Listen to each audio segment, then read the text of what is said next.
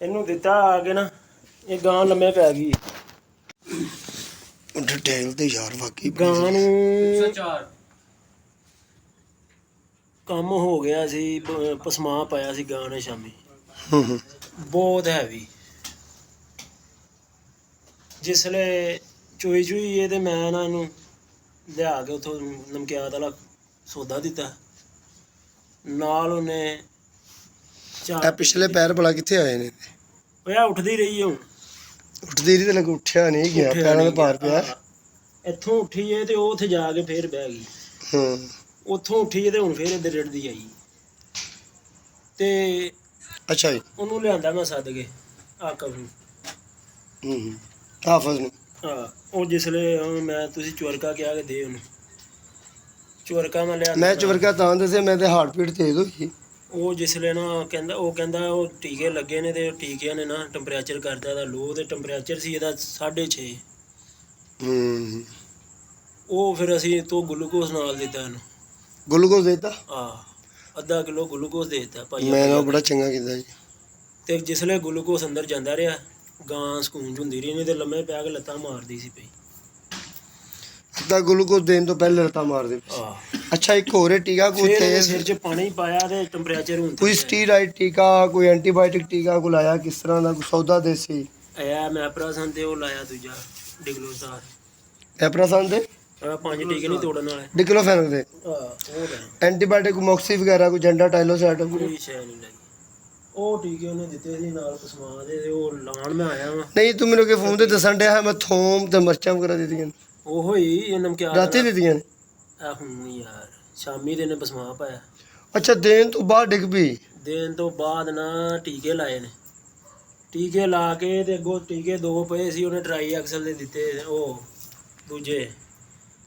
ਪਸਮਾ ਵਾਲੇ try Excel ਵਾਲੇ 50 ਪੂਰਾ ਹੋ ਗਿਆ ਨਹੀਂ ਉਹ ਤੇ ਲਾਏ ਨਹੀਂ ਉਹ ਮੈਂ ਲਾਣ ਆਇਆ ਹਾਂ 10 ਮਿੰਟਾਂ ਬਾਅਦ ਤੇ ਫਿਰ ਆਂਦੇ ਗਾਂ ਲੰਮੇ ਪਈ ਉਹਦੇ ਜਿਹੜੇ ਉਹ ਪਏ ਲਾਏ ਠੀਕ ਨਹੀਂ ਸ਼ਾਦਰ ਸ਼ੀਸ਼ਾ ਨਮਕ ਵਗੈਰਾ ਜਿਹੜਾ ਉਹਨਾਂ ਪਾਇਆ ਆਪਣੇ ਹਿਸਾਬ ਨਾਲ ਹੀ ਪਾਇਆ ਆਹੋ ਉਹਨਾਂ ਨੇ ਆਪਣੇ ਹਿਸਾਬ ਹਾਫਿਜ਼ ਸਾਹਿਬ ਨੇ ਆਪਣੇ ਸਾਰੀ ਆਕਫ ਅੱਛਾ ਆਕਫ ਨੂੰ ਪੁੱਛੀ ਯਾਰ ਫੋਨ ਕਰਕੇ ਉਹਨੂੰ ਠੀਕ ਨਹੀਂ ਸ਼ਾਦਰ ਕਿੰਨਾ ਤੱਕ ਉਹ ਲੜਦਾ ਨਹੀਂ ਕਿਤੇ ਗਿਆ ਉਹ ਇਹਨੂੰ ਗਾਮ ਨੂੰ ਅੱਜ ਕੱਲ੍ਹ 30 ਤੋਂ 20 ਗ੍ਰਾਮ ਦੇਈਦਾ ਨਾ ਹੈ ਨੰਬਰ ਮੈਂ ਬੁਲਾ ਨਾ ਲਿਆਵਾਂ ਉਹ ਕਹਿੰਦਾ ਜੀ ਬੁਲਾ ਲਿਓ ਯਾਰ ਮੈਂ ਤਾਂ ਕਹਿੰਦਾ ਨਾ ਮੈਨੂੰ ਲੱਗਦਾ ਗਾਉਂ ਨਾ ਬੜੀ ਹਾਰਟ ਬੀਟ ਤੇਜ਼ ਹੋਈ ਨਾਲੇ ਇੱਕ ਵਾਰੀ ਬਈ ਇੱਧਰ ਆਓ ਜਰਾ ਖੜੀ ਕਰਨ ਦੀ ਕੋਸ਼ਿਸ਼ ਤੇ ਕਰੋ ਇੱਕ ਦਫਾ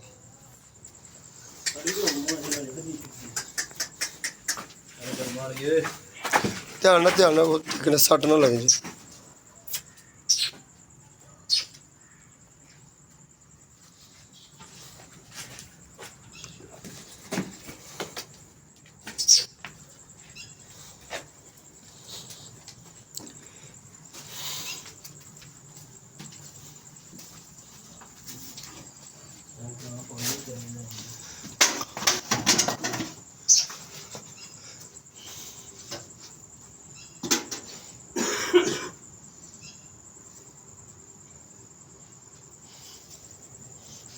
ਗਾਂ ਦੀ ਦਿਲ ਦੀ ਧੜਕਣ ਹੈ ਵੀ ਨਹੀਂ ਨਾਰਮਲ ਹੋਈ ਬੜਾ ਬੁਰਾ ਹਾਲ ਸੀ ਮੈਂ ਆਪ ਨਹੀਂ ਪਾਣੀ ਬਿਲਕੁਲ ਸਹੀ ਕੀਤਾ ਹੈ ਪਾਣੀ ਨਾ ਬਾਰ ਪਿਆਓ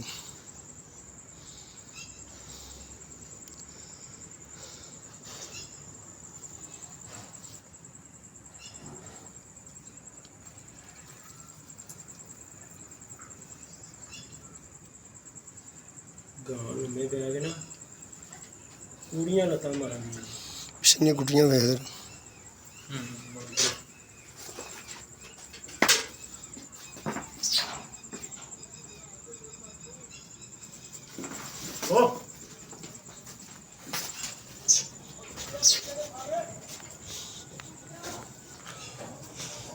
ਕੋਈ ਨਰਮ ਜਗ੍ਹਾ ਕੋਈ ਹੋਵੇ ਜਿੱਥੇ ਕੋਈ ਭਾਲ ਵਗੈਰਾ ਪਈ ਹੋਵੇ ਤਾਂ ਸਿੱਧਾ ਗਾ ਬੈਠ ਜਾਏ ਤੂੰ ਇੰਝ ਕਰ ਫੌਰੀ ਤੌਰ ਤੇ ਥਾਣੇ ਧਾਰਾਂ ਕੱਢ ਬਹਿਣ ਲੱਗੀ ਗਾ ਥਣ ਸਾਫ਼ ਕਰ ਦੇ ਜਿਹੜਾ ਥਣ ਸੁੱਜਿਆ ਹੈ ਨਾ ਥਣ ਸਾਫ਼ ਕਰ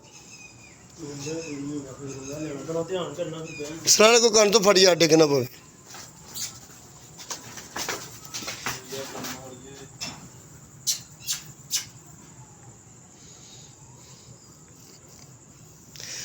ਅਸਲ 'ਚ ਦੇਸੀ ਮਸਾਲਾ ਜ਼ਿਆਦਾ ਜਿਹੜੇ ਨਾ ਮੌਸਮ ਦੇ ਹਿਸਾਬ ਨਾਲ ਦੇਸੀ ਮਸਾਲਾ ਜ਼ਿਆਦਾ ਜਿਹੜੇ ਨੇ ਨਾ ਰਦੋ ਬਦਲ ਕਰਨੇ ਚਾਹੀਦੇ ਨੇ। ਫਿਰ ਗਾਏ ਦੀ ਕੰਡੀਸ਼ਨ ਦੇਖੋ, ਆਇਆ ਕਿ ਜਾਨਵਰ ਦਾ ਮਜ਼ਾਜ ਕਿਸ ਤਰ੍ਹਾਂ ਦਾ ਹੈ। ਜਾਨਵਰ ਦਾ ਮਜ਼ਾਜ ਖੁਸ਼ਕ ਗਰਮ ਹੈਗਾ ਜਾਂ ਤਰ ਗਰਮ ਹੈਗਾ ਜਾਂ ਗਰਮ ਖੁਸ਼ਕ ਹੈ ਜਾਂ ਮਸਲਨ ਵੀ ਤਰ ਸਰਦ ਹੈ। ਜਾਨਵਰ ਦੇ ਮਜ਼ਾਜ ਦੇ ਹਿਸਾਬ ਨਾਲ ਅਗਰ ਮੈਡੀਸਨ ਦਿੱਤੀ ਜਾਵੇ ਜਾਨਵਰ ਨੂੰ ਇਹ ਜਿਹੜੀ ਪ੍ਰੋਬਲਮ ਹੈ ਨਹੀਂ ਬਣਦੀ। ਹਾਲਾਂਕਿ ਮੈਸਟਾਈਟਸ ਦਾ ਮਸਲਾ ਬਣਿਆ ਇੱਕ ਆਮ ਮਸਲਾ ਹੈਗਾ, ਹਵਾਨੇ ਦੀ ਸੋਜ਼ਸ਼ ਹੈ, ਥਣਾਂ ਦੀ ਸੋਜ਼ਸ਼ ਹੈ, ਕੋਈ ਮਸਲਾ ਨਹੀਂ, ਐਂਟੀਬਾਇਓਟਿਕ ਇੰਜੈਕਸ਼ਨ ਲਾ ਦਿੰਦੇ।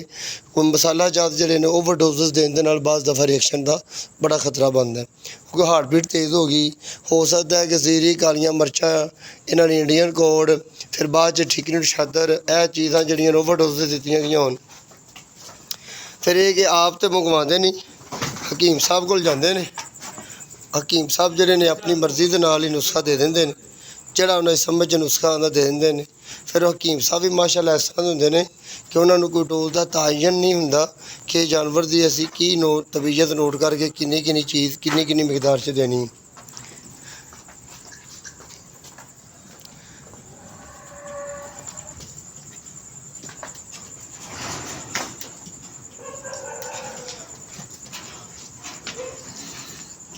ਪਾਣੀ ਪੀਂਦੇ ਗਾਂ ਨੂੰ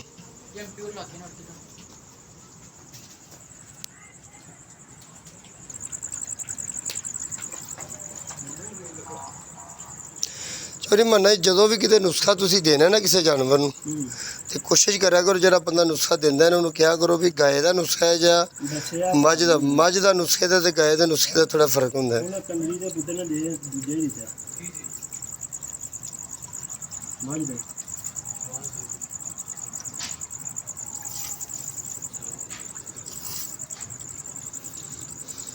ਮੇਰਾ ਖਿਆਲ ਹੈ ਜੀ ਸਟਾਰਟ ਹੀ ਕੰਮ ਹੋਇਆ, ਐਡਾ ਲੰਮਾ ਤੇ ਪੁਰਾਣਾ ਤੇ ਹੈ ਨਹੀਂ।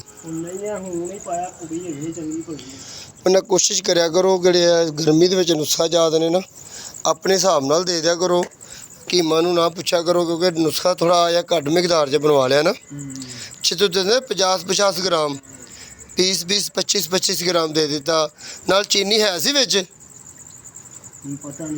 ਆ ਤੇ ਨਮਕ ਜਾਤ ਵਾਲੀ ਜਦੋਂ ਖੁਰਾਕ ਬਣਾਈ ਦੀ ਨਾ ਉਦੋਂ ਲਾਜ਼ਮੀ ਤੌਰ ਦੇ ਵਿੱਚ ਪਈਆ ਚੀਨੀ ਜਾਂ ਅੱਧਾ ਕਿਲੋ ਚੀਨੀ ਹਰ ਸੁਰੇ 'ਚ ਦਿੱਤੀ ਜਾਂਦੀ। ਉਹਦੇ ਵਿੱਚ ਇਹ ਪਾਉਂਦੇ ਨੇ ਕਾਲੀ ਜ਼ੀਰੀ, ਕਾਲੀ ਮਿਰਚ, ਲਾਲ ਮਿਰਚ, ਇੰਡੀਅਨ ਕੋਡ, ਨਾਲ ਦਿੰਦੇ ਨੇ ਠਿਕਰੀ ਸ਼ਾਦਰ, 7 ਲੀਮੋ, ਸ਼ੀਸ਼ਾ ਨਮਕ, ਠਿਕਰੀ ਸ਼ਾਦਰ, ਕਲਮੀ ਸ਼ਰਾ, ਮਿੱਠਾ ਥੋੜਾ। ਇਹ ਕਾਫੀ ਮੇਰਾ ਅੱਧਾ ਕਿਲੋ ਦੀ ਖੁਰਾਕ ਬਣ ਜਾਂਦੀ, ਅੱਧਾ ਕਿਲੋ 600-700 ਗ੍ਰਾਮ ਦੀ ਖੁਰਾਕ ਬਣ ਜਾਂਦੀ।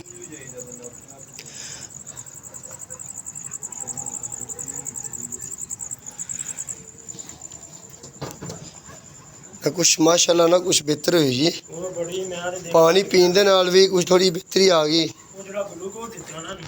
ਨਹੀਂ ਗਲੂਕੋਜ਼ ਨੇ ਇਹਦਾ ਲੈਵਲ ਜਿਹੜਾ ਅਸਲ 'ਚ ਉਹ ਨੁਸਖੇ ਨਾਲ ਚੀਨੀ ਦੇਣੀ ਪੈਂਦੀ।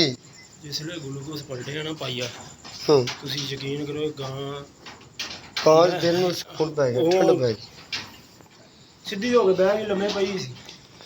ਗਲੂਕੋਜ਼ ਦੇਣ ਦੀ ਦੇਰ ਹੋਈ। ਅਤੇ ਜੇ ਤੁਸੀਂ ਚੀਨੀ ਨਾਲ ਨੁਸਖੇ ਦੇ ਦਿੰਦੇ ਨਾ ਤੁਹਾਨੂੰ ਪਰੇਸ਼ਾਨੀ, ਮਿੱਠਾ ਹੁੰਦਾ ਨਾ ਬਲੱਡ ਪ੍ਰੈਸ਼ਰ ਤੇਜ਼ ਨਹੀਂ ਹੋਣ ਦਿੰਦਾ। ਟੀਕੇ ਲਾਣੇ ਨੇ ਹੁਣ? ਹਾਂਜੀ ਟੀਕਾ ਲਾਉਣ ਡਿਆ ਮੁੰਡਾ ਇੱਕ ਲਾਤਾ ਵੇ।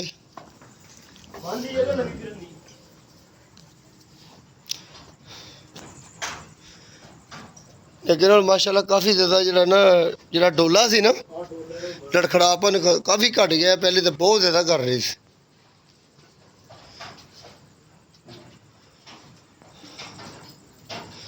ਅੱਛਾ ਹੁਣ ਪਾਣੀ ਜਿਹੜਾ ਨਾ ਬਹੁਤ ਜ਼ਿਆਦਾ ਮੰਗਦੀ, ਪਾਣੀ ਨੂੰ ਹੁਣ ਕੋਈ 2 ਘੰਟੇ ਬਾਅਦ ਫਿਰ ਬਾਲਟੀ ਕੋ ਪਿਆਣਾ, ਕਿਉਂਕਿ ਇਹਨੂੰ ਭੜਕੀ ਲੱਗੀ, ਜ਼ਿਆਦਾ ਪਾਣੀ ਮਿਕਦਾਰ ਪੀ ਗਈ ਤਾਂ ਫਾਰਾ ਨਾ ਕਰ ਜਾਏ। ਇਹ ਵੀ ਸਾਨੂੰ ਖਿਆਲ ਕਰਨਾ ਪੈਣਾ ਨਾ, ਕਿ ਕੋਈ ਜਦੋਂ ਅਸੀਂ ਰੋਜ਼ਾ ਖੋਲ੍ਹਣੇ, ਜਦੋਂ ਗਰਮੀਆਂ ਦੇ ਵਿੱਚ ਰੋਜ਼ੇ ਰੱਖੇ ਦੇ ਨਾ ਇੱਕਦਮ ਪਾਣੀ ਪੀਣ ਦੇ ਨਾਲ ਪਾਣੀ ਵੀ ਲੜ ਜਾਂਦਾ, ਨੁਕਸਾਨ ਕਰਦਾ। ਇੱਕ ਮਿੰਟ ਠਹਿਰ ਜਾ ਕਾਕਾ, ਇੱਕ ਮਿੰਟ ਠਹਿਰ ਜਾ।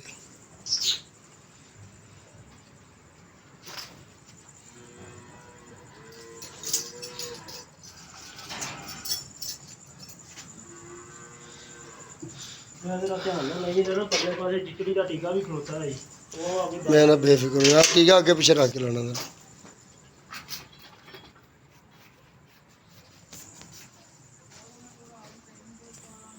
ਜਿਹੜਾ ਸਿਰ 'ਚ ਪਾਣੀ ਪਾਇਆ ਨਾ ਇਹਦੇ, ਸਿਰ 'ਚ ਪਾਣੀ 4 ਬੁਖਾਰ ਹੈ ਬੀਬੀ, ਉਹ ਭਾਈ 106.5 ਸੀ। ਨਹੀਂ ਉਹ ਤਾਂ 7 ਤੇ ਲੱਗੇ ਹੋਇਆ ਨਾ ਫਿਰ। ਹਾਂਜੀ ਨਹੀਂ ਮੈਂ ਤੈਨੂੰ ਇਸ ਲਈ ਦੱਸਿਆ ਵੀ ਮੈਨੂੰ ਕਰੋਲ ਘਾ ਟੀਕਾ ਵਾ, ਹਾਂਜੀ ਤੇ ਮੈਂ ਤਾਂ ਹੀ ਕਿਹਾ ਸੀ, ਮੈਂ ਕਿਹਾ ਤੁਸੀਂ ਮਿਲ ਕੇ ਮੈਨੂੰ ਟੀਕਾ ਆਪਣਾ ਮੈਡੀਸਨ ਦੇ ਕੇ ਤੁਸੀਂ ਮੈਨੂੰ ਰਾਬਤਾ ਕੀਤਾ ਹੈ। ਫੌਰੀ ਤੌਰ ਤੇ ਜ਼ਾਹਰ ਹੈ ਉਹਨੇ ਨੁਸਖਾ ਦਿੱਤਾ, ਉਹਨੂੰ ਪਤਾ ਸੀ। ਮੈਂ ਉਹ ਸੌਦਾ ਦੇ ਕੇ ਤੇ ਚਲਾ ਗਿਆ ਵਾਂ। ਜਦੋਂ ਨੁਸਖਾ ਲੜਿਆ ਹੈ ਨਾ, ਇਹ ਟੀਕੇ ਪਏ ਨੇ 10 ਮਿੰਟ ਬਾਅਦ ਕਹਿੰਦਾ ਸੀ ਲਾਣੇ ਨੇ।